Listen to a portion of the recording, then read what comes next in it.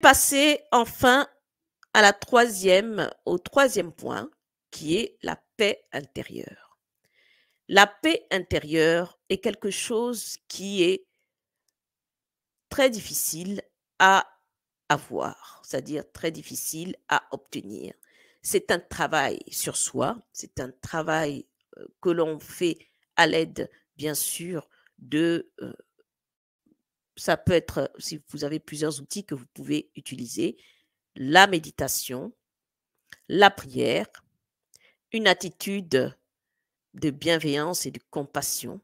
Tout cela peut vous amener à avoir cette paix intérieure. Mais pour avoir la paix intérieure, il faut s'entendre avec les gens. Il faut avoir de bonnes relations déjà. Ça, c'est la base. Si vous voulez avoir une paix intérieure, il faut éviter les conflits. Éviter les conflits, vous me direz, c'est pas évident dans ce monde. Oui, c'est pas évident, mais on peut éviter les conflits en essayant de les arranger par la conciliation, par le dialogue avec l'autre avec lequel on est en conflit. Et ça se travaille. C'est pas facile, c'est pas évident, mais on peut y arriver, on y arrive, on peut y arriver.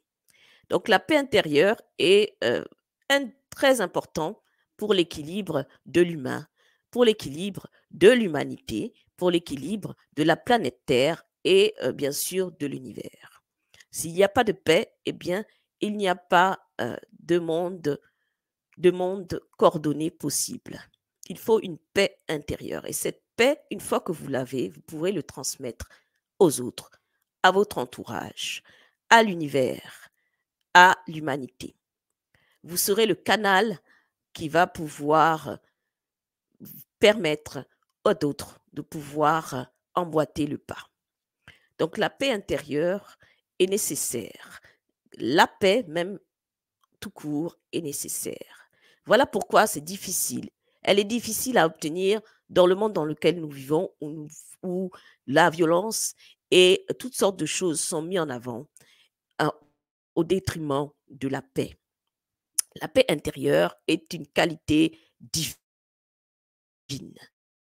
est une qualité que seule la source divine, Dieu, peut vous l'accorder et vous la transmettre.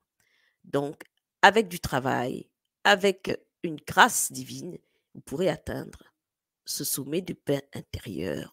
Et la paix intérieure qui va aussi illuminer votre environnement, votre entourage, l'univers tout entier. Donc, soyez des êtres de lumière plutôt que des êtres de ténèbres. Vous verrez une ascension qui va être transmise dans votre entourage, une ascension qui va permettre à l'humanité de pouvoir sauver ce qu'il est, ce qu'il y a de cette humanité. Et oui, la lumière est le seul chemin qui pourra sauvegarder l'humanité et sauvegarder également tout l'agencement de cet univers.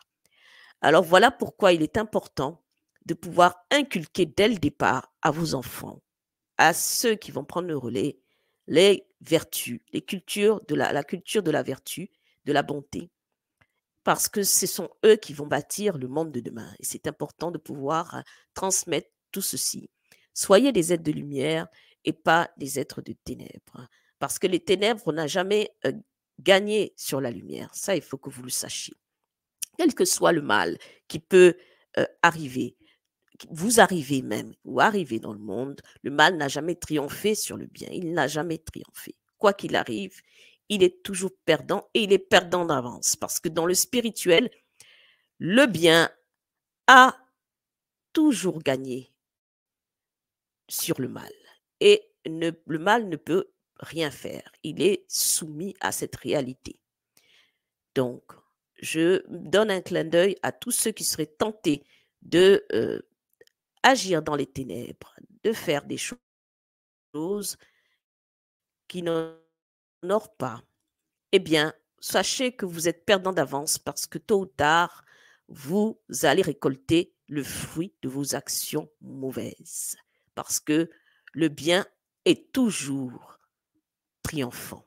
Même si la personne à qui vous avez fait le mal n'est plus sur cette terre physiquement, mais la justice divine est toujours présente et vous allez payer. Si ce n'est pas vous-même, votre descendance payera vos actions mauvaises que vous aurez faites sur terre. Je m'arrête là et je vous remercie pour ceux qui étaient là et qui ont liké et qui vont partager ce message. Et je vous dis à très bientôt pour un autre volet qui sera soit en santé naturelle, en vie au quotidien ou en spiritualité. Je vous remercie, je vous souhaite